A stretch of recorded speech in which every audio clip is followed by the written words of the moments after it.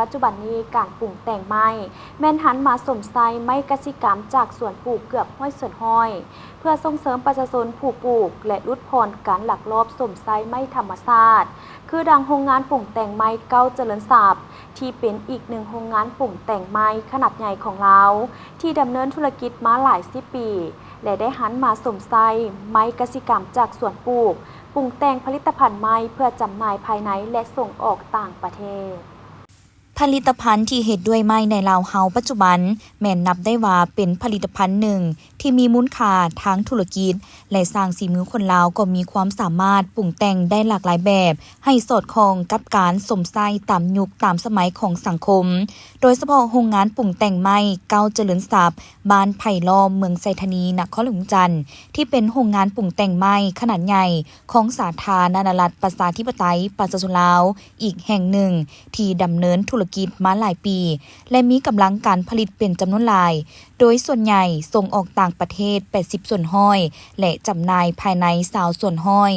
ซึ่งท่านนางจุฬาภรณ์รัตนวงศ์เจ้าของโรงงานปรุงแต่งไม้เก้าเจริญทรัพย์ได้ให้สัมภาษณ์ต่อนักข่าวว่า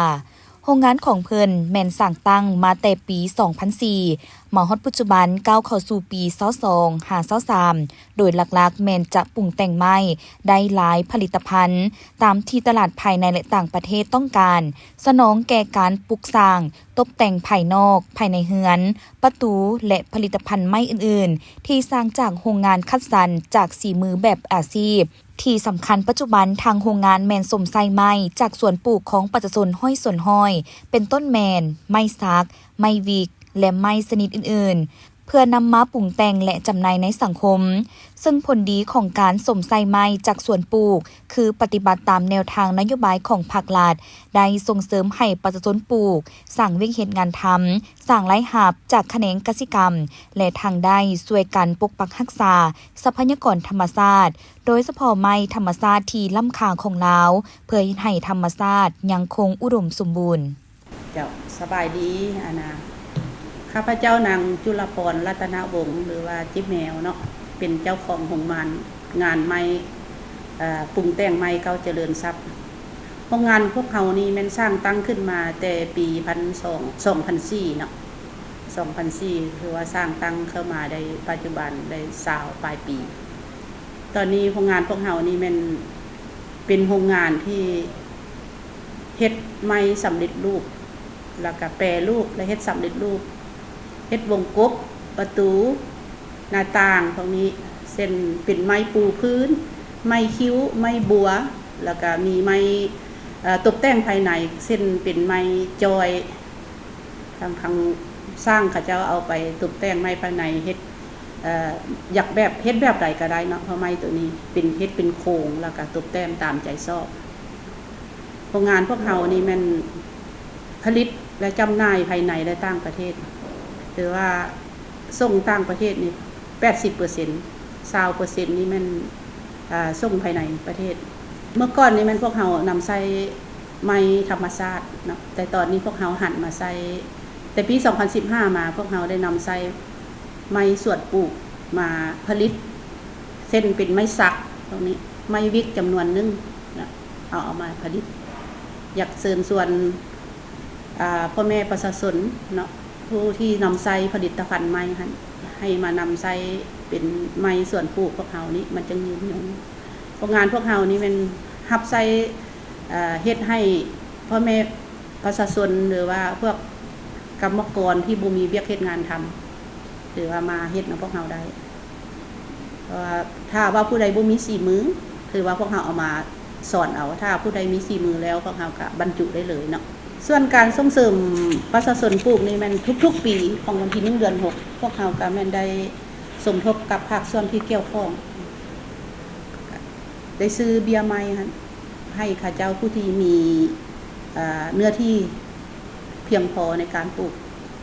แต่ว่าถ้ามันใหญ่มาแต่พวกเฮารับซื้อทางโรงงานเฮารับซื้อ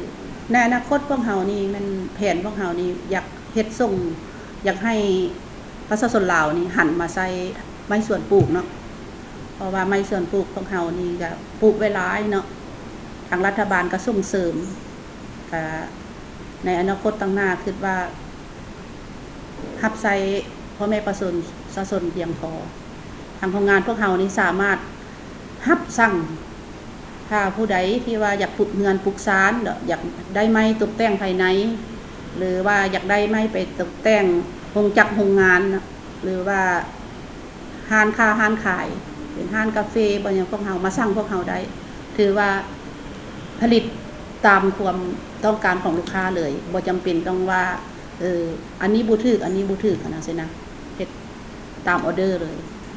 เพราะพวกเราก็ผ่านมาพวกเราก็ได้มีสร้างพวกเราก็ได้เอาไปตกแต่งภายในแล้วก็ไปปูเฮือนบรรดาลูกค้าอยู่ในตัวเมืองหันกะหลายปัจจุบันนี้พวกเราทางโรงงานพวกเรานี่ถือว่าขาดแคลนสร้างเพราะว่าสร้างเดี๋ยวนี้ก็หันไปอยู่ต่างประเทศหลายถ้าว่าผู้ใดมีความสนใจอยากพัฒนาสีมืออยากเป็นสร้างก็แม่นเชิญมาสมัครมาพวกเราได้ถ้าบ่เป็นก็บ่เป็นหยังขอให้ฮักอาชีพนี้พวกเราสิสามารถสอนให้ได้เพราะเรามีสร้างผู้สำนิชำนาญอยู่แล้ว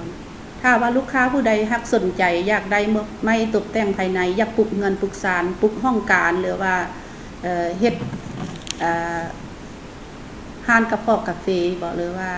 อยากเอาไปนำใส่ที่เฮ็ดเฮือนเฮ็ดศาลนี่ก็ถือว่าให้มาสร้างพวกเราได้โรงงานพวกเราตั้งอยู่บ้านไผ่ล้อมเมืองไซธานีต่อหน้าสุสานแล้วก็เบอร์โทร97895662ติดต่อข้าพเจ้าโดยตรงก็ได้ปัจจุบันทางโรงงานแม่นมีกำลังการผลิตปรุงแต่งไม้ได้เป็นจำนวนหลายที่สามารถสนองให้แก่สังคมฉะนั้นทางโรงงานจึงเปิดโอกาสเพื่อรับสร้างไม้สีมือและแรงงานเพิ่มเติมจำนวนหลายเข้ามาช่วยสนองการปรุงแต่งผลิตภัณฑ์ไม้และทั้งสั่งวิเฮ็ดงานทำแก่พ่อแม่ประชาชนซึ่งถ้าหากท่านใดสนใจอยากจะได้ผลิตภัณฑ์ใหม่หรืออยากจะไปสมัครเฮ็ดเวียกกับโรงงานแม่นสามารถเข้าไปติดต่อประสานงานได้ที่โรงงานตั้งอยู่ที่บ้านไผ่ล้อมเมืองไซธานีนครหลวงจันทน์หรือโทรสอบถามได้ที่เบอร์020 9789 5662